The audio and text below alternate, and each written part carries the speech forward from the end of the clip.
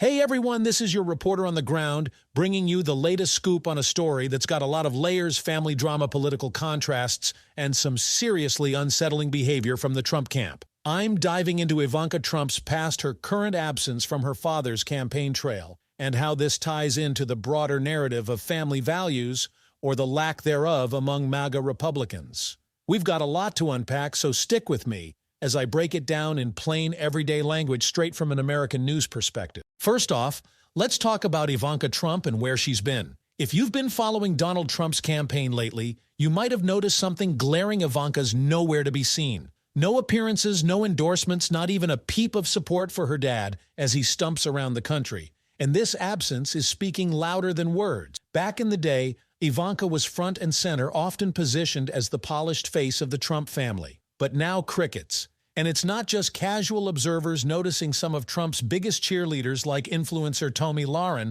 are openly asking, what would it take to get Ivanka Trump on the trail for her dad? Where is Ivanka? That's a question a lot of folks are asking, and the answers floating around on social media are pretty brutal. One response to Lahren's post suggested maybe giving her mom a proper burial would be a start. For those who don't know, Ivanka's mother, Ivana Trump, is buried at Bedminster Donald Trump's Country Club in New Jersey in what's been described as an unmarked grave with shrubs growing over it at one point. Pretty ghoulish, right? Others chimed in with even sharper takes, like Donald could promise to stop sexualizing her, referencing some deeply uncomfortable comments Trump has made about Ivanka over the years. I'll get to those clips in a bit because they're hard to ignore. Another user quipped Kushner got his Saudi money. He don't need Trumpito anymore, pointing to the reported $2 billion Jared Kushner received from Saudi Arabia post-White House, alongside Ivanka's own reported earnings of $650 million during their time in unelected government roles.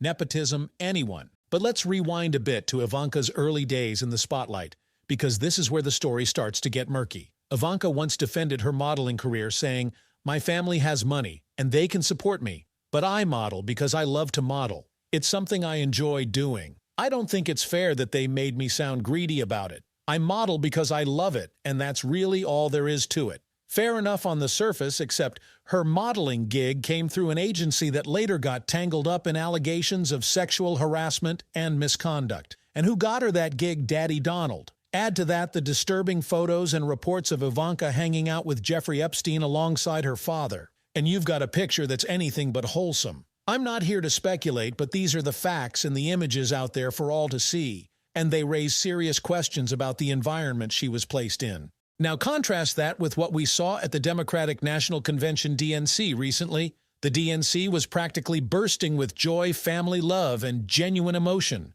You had Governor Tim Walz, the Democratic VP, pick up there with his kids, Hope and Gus, and his wife Gwen. Gus was in tears, proudly saying, "That's my daddy," as the crowd cheered. It was raw, real, and heartfelt. Then you've got Vice President Kamala Harris and Doug Emhoff's blended family with video montages showing their tight-knit bond. Doug's son, Cole, even produced a touching video about how Kamala, affectionately called Mamala, brought their family closer, teaching Doug to cook and stepping into their lives with love. These are families that look out for each other, lift each other up, and aren't afraid to show it. There were other moments, too, like Governor Walz reuniting with the football players he coached to a state championship after turning around a losing team. The camaraderie, the pride, it was palpable. Compare that to the Trump family dynamic, where insiders like Michael Cohen have claimed Ivanka Don Jr. and Eric mocked Laura Trump, Eric's wife, calling her horseface, the same cruel nickname Donald Trump used for Stormy Daniels, the adult film star he allegedly had an affair with right after Melania gave birth to Barron. Cohen's words paint a picture of a family steeped in cruelty, not kindness.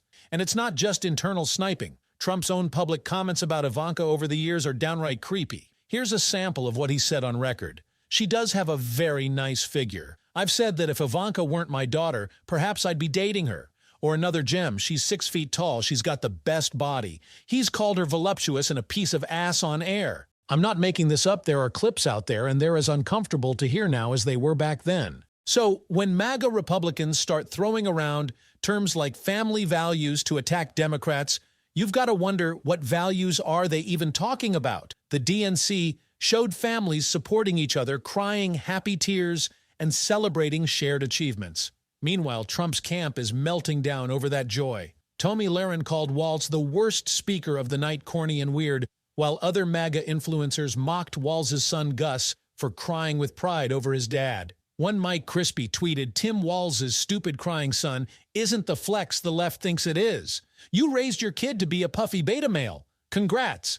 Another Bill Mitchell said, "What the hell is wrong with this Walz kid? I can understand being proud of your dad, but he's having a nervous breakdown." Others made vile comments about Walz's age when he had his son, or just flat-out ridiculed Gus for showing emotion. This is who they are, folks, attacking a kid for loving his father, while their own leader's family dynamics are a mess of inappropriate comments and public feuds.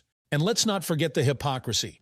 Trump and his supporters love to preach about family values, but where's the evidence in their own lives? Ivanka's absence from the campaign trail is telling. Some speculate she sees her dad as a losing bet right now and doesn't want to tie herself to a sinking ship. When she thought he might win, she posted a cryptic Instagram photo hinting at a comeback, but since then, she's vanished again. Melania's nowhere to be found either. Meanwhile, Trump's out there speaking to tiny crowds, waving to imaginary audiences, and posting AI-generated images of fake Taylor Swift fans supporting him. It's pathetic, and Ivanka seems to think so too. With Jared Kushner reportedly securing billions from Saudi Arabia and Ivanka raking in millions through trademarks and White House roles she wasn't elected to. Maybe she feels she doesn't need Trumpito anymore, as one commenter put it. There's more to this family dysfunction. Ivanka Trump. Ivanka's mother gave deposition testimony in the early 90s, later detailed in a book, alleging Donald Trump raped and sexually assaulted her. She later clarified, after a legal deal with Trump's lawyers, that she didn't mean rape in a literal sense, but the initial claims are out there and chilling. We've covered this extensively, and it adds another layer of darkness to the Trump family saga. Then there's Trump's behavior at international meetings, dragging Ivanka along as if she's a diplomatic asset only for world leaders to visibly ignore her. Clips show him trying to hold her hand in weird, awkward ways, behavior that stands in stark contrast to the genuine affection in Democratic family moments. So, what's the takeaway here? Ivanka's absence isn't just a personal choice, it's a glaring statement about the state of Donald Trump's campaign and his personal relationships. She's distancing herself from a father whose behavior, both public and private, has been called out as creepy, cruel, and exploitative. Meanwhile, the joy and unity at the DNC have MAGA Republicans spiraling. They can't handle seeing families like the Waltzes or the Harrises Emhoffs showing real love and support because it exposes the emptiness of their own family values rhetoric. They attack kids for crying, mock blended families, and prop up a leader whose own daughter won't even stand by him. It's all on display, and it's ugly. I'm going to keep digging into this story because there's more to uncover about the Trump family's past and present. For now, though, Ivanka's silence speaks volumes. She's not on the trail, she's not defending her dad, and she's not risking her image for a campaign she might see as doomed. Compare that to the Democrats, where family isn't just a talking point, it's a lived reality shown in every tear hug and shared memory at the DNC. You decide what kind of leadership and values you want representing America. Before I sign off, I want to remind you to stay plugged in. Hit that subscribe button, join us as we aim for 3 million followers, and sign up for the Midas Touch newsletter at midastouch.com/newsletter for the latest breaking news. We're here to keep you informed on all things politics, family, and beyond. This is your reporter out for now, but I'll be back with more soon. Stay tuned.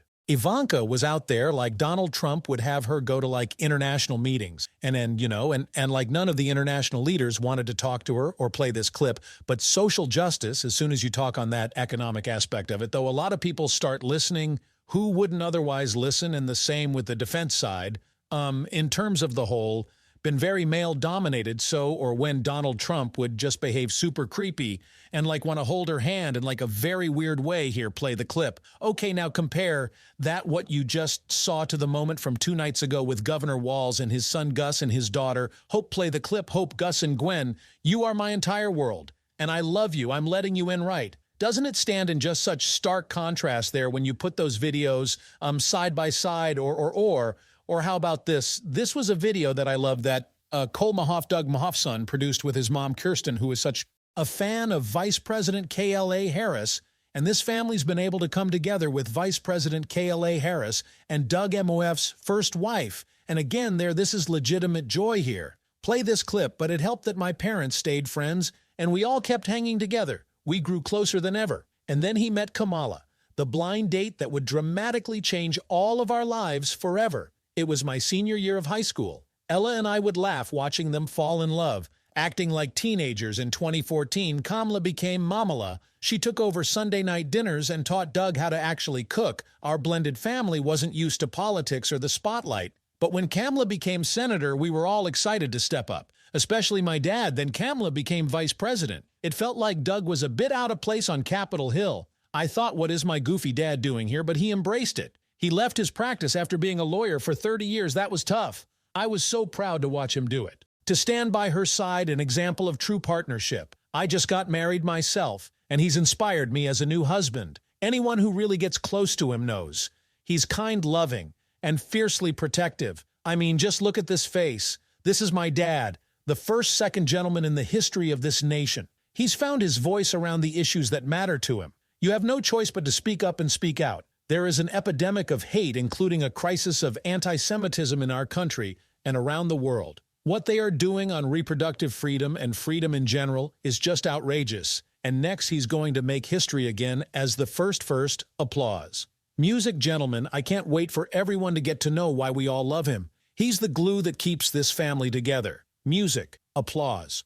We might not look like other families in the White House, but we are ready to represent all families in America. Or how about this video here where Governor Walz reunited with some of the football players who he coached to a state championship after they had lost every game he took over as the coach and then launched them into the state championship. Here, play this clip. Hey, applause. You all started with this. Truly appreciate you guys making time to come here. This can be a good thing. We can do our politics where kick it off. You get this. So again, it's just moments like this that I think make us reflect on what's really going on here. Let me show you this clip as well, too, because Ivanka, of course, shouldn't get a pass here at all. We got insiders at the Midas Touch Network, Michael Cohen, who used to hang out around them. What he said, Ivanka, Don Jr., Eric, and Donald used to mock the way that Lara Trump looked and that they would call her a horse face over and over again, which is the same thing that Donald Trump calls Stormy Daniels, the porn star, who he cheated on Melania with his third wife with him at right when Melania gave birth to Barron. Here, play this clip that's a common phrase by Trump. Believe it or not, they used to refer to Lara Trump before she married Eric as horseface. It's really unbelievable because not only did Donald used to do that, but so did Don Jr., and so did Ivanka when they were referring to her. I mean, I've talked about this quite a bit.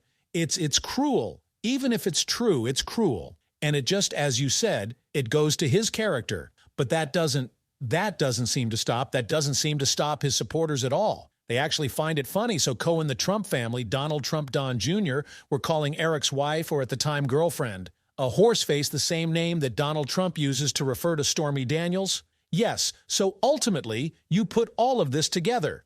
And the question is, where is Ivanka? Where is she? And the answer should be an obvious one and very revealing about the condition of Donald Trump's campaign. She views Donald Trump as a loser right now, and she doesn't want to associate with him. You had Kushner. He already got us $2 billion due from Saudi Arabia. So she feels comfortable and set there with the new sugar daddy. She obviously is indicating that she feels that Donald Trump is not going to win. I mean, that seems to be her actions. So she wants to distance herself from him when she thought he was going to win. She posted that cryptic photo of herself on Instagram as though it's like she's back, and then she's quickly kind of disappeared since then. And that's all intentional. Think about it. You don't see Melania ever write. Think about how desperate Donald Trump is. He goes around state to state right now speaking in front of teeny tiny crowds, and then he does this thing where he waves to nobody and then pretends there's an audience, or later has his production team do videos where then the audience waves to him that actually wasn't wave. Here's a montage that our editor-in-chief Ron Filipkowski made. Play this clip. See you later. Music. It's wild. It's wild stuff right there. So look, while Vice President Kamala Harris is being supported by enthusiastic crowds and AST celebrities, Donald Trump doing AI images of fake Taylor Swift fans supporting him who don't support him. It's pathetic. And obviously Ivanka thinks it's pathetic, and watching these Trump MAGA influencers try to cope with this is certainly a sight to behold right there. And you know, also, if you just look at how these Trump influencers reacted to that moment with Governor Walz and his son Gus, It tells you everything they need to know. They're like picking on the kid and mocking him from crying and being happy about their father. Like this big MAGA influencer, Mike Crispy, goes, Tim Walz's stupid crying son isn't the flex. The left thinks it is. You raised your kid to be a puffy beta male. Congrats, does Baron Trump cry. Nope, does he love his father. Of course, that's the types of values I want leading this country, or Bill Mitchell. What the hell is wrong with this Walz kid? I can understand being proud of your dad, but he's having a nervous breakdown. Also, couldn't help but notice he wasn't aborted, or Sean Collins' Tim Walz is 60. His son is 17. That means he had him at the age 43. That's spoiled semen. So yeah, do you drink 47-year-old dairy milk? Eric Spracklin, can someone get Tim Walz's son at Tampon? Eric Spracklin, who goes, his son is crying like a, just now, I saw Sean Crowder stream. I'm dying of laughter. Folks, there's some really things this is wrong with the Republic Party. This is who they are, and Ivanka thinks that she can hide from this. Well, I think it's all on display, you. Judge for yourself, hit subscribe. Let's get to 3 million together. Love this video. Make sure you stay up to date on the latest breaking news and all things Midas by signing up to the Midas Touch newsletter at Midas Touch. Calm newsletter.